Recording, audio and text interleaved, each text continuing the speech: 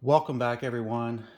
Today is a response video for John over at Boggs fan. He's having a 400 subscriber contest. It should be a 1,000 subscriber contest because he has an incredible channel that discusses the hobby in general, along with, of course, Wade Boggs and Wade Boggs paraphernalia. He's asking for our favorite things that are in our PC. That's not our primary focus. You know, we all have that little side PC or two. Just don't let your main PC find out about your side PC. So I'm going to be showing some non-primary PC items. Some of these I picked up recently, some of these are from when I was a kid. So we're going to start with this David Robinson. So the Admiral. I pulled this from a pack in middle school.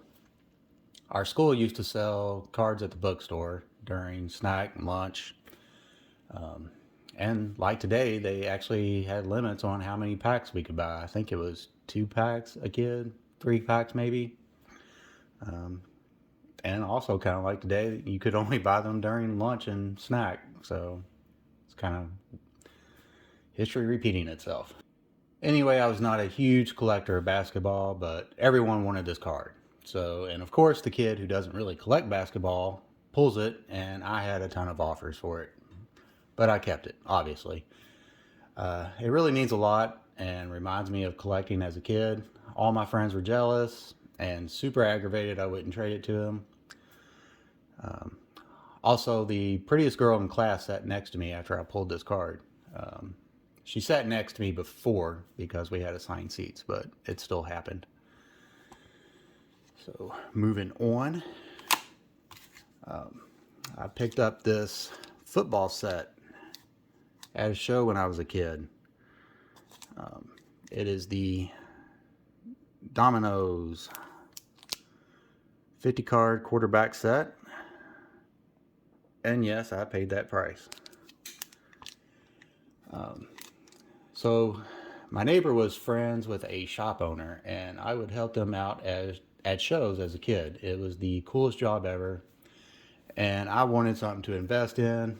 So I picked this up, was assured it was a solid investment, would only rise in value. I'm not sure what it's worth today, maybe $4 or $5. Of course, with today's insanity, who knows?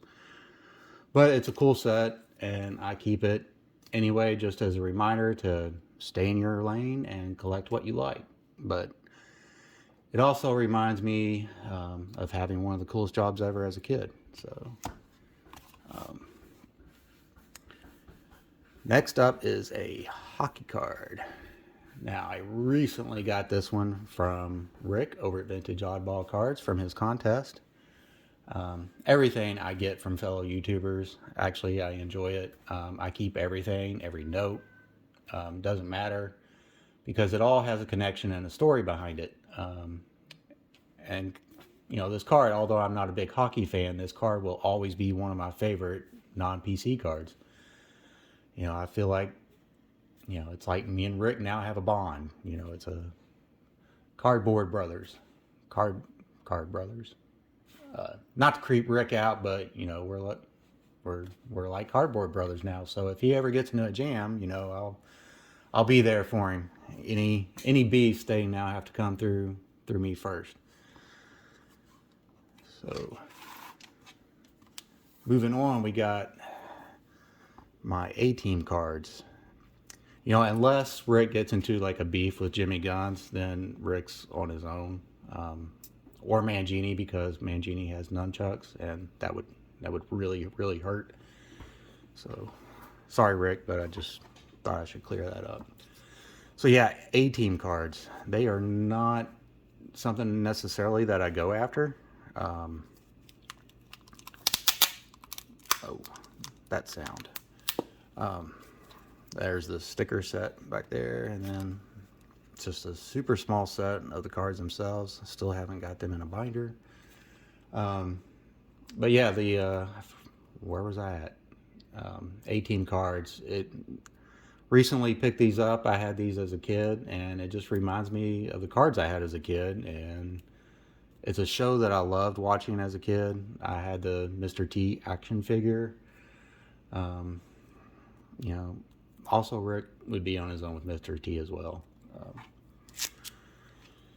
so actually, after seeing his parody of, oh, would it be a parody? I don't know. A skit, a Snoop's video.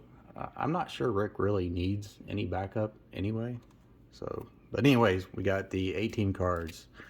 And I actually have the A-Team packs, which I forgot to include here. But anyways, so last but not least, I picked up some racing cards recently, a while back.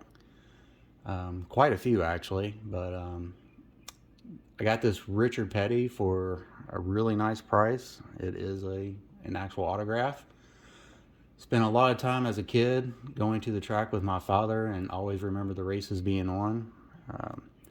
I do still like to pick up some racing cards here and there, but they are not my primary PC focus. So, actually, these stare at me all the time because they stay on my workbench, so it's kind of a little of a last minute show and tell here.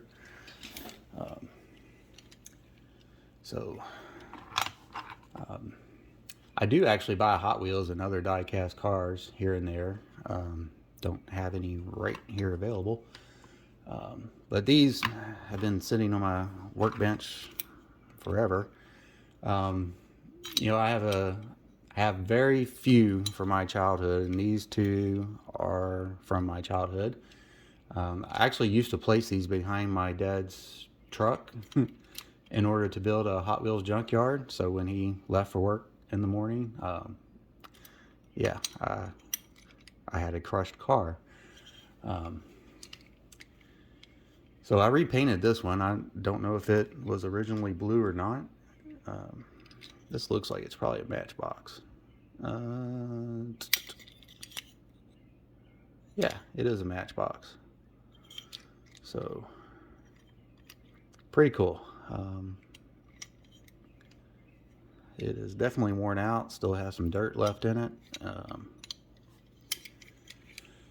So, anyway, and then we got this Porsche here. So obviously I did not play with this one too much.